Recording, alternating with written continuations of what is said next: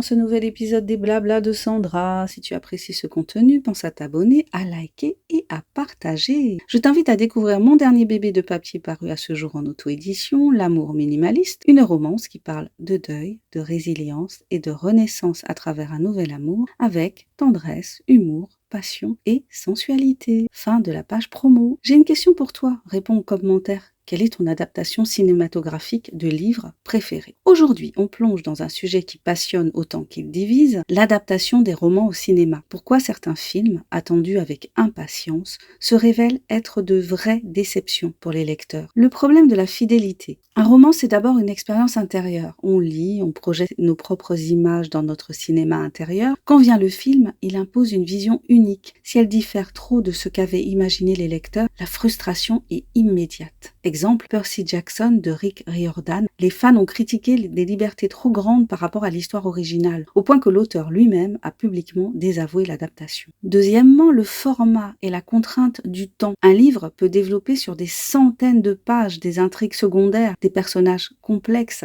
des descriptions riches. Au cinéma, tout doit tenir en 2 heures. Résultat, coupe, simplification et parfois trahison. Exemple, Eragon de Christopher Paolini. Le film a condensé tellement d'éléments que l'univers a perdu sa profondeur et les fans n'ont pas retrouvé la magie du roman. Troisièmement, la question du ton et de l'ambiance. Un roman peut être sombre, introspectif, poétique.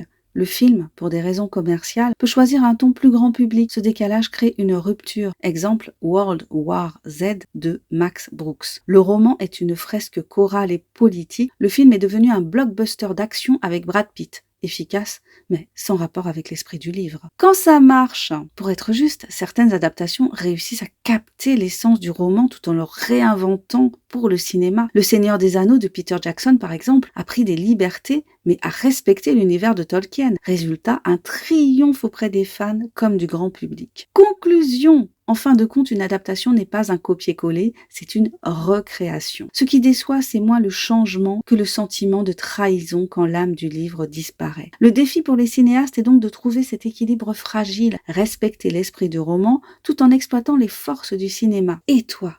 Qu'en penses-tu? J'attends tes commentaires. Je te dis à très bientôt pour un nouvel épisode des Blabla de Sandra. Allez, abonne-toi, commente si tu l'oses, like et partage. Et pense à découvrir mon dernier bébé de papier paru à ce jour, L'amour minimaliste, une romance qui parle de deuil, de résilience et de renaissance à travers un nouvel amour avec tendresse, humour, passion et sensualité. Bye bye!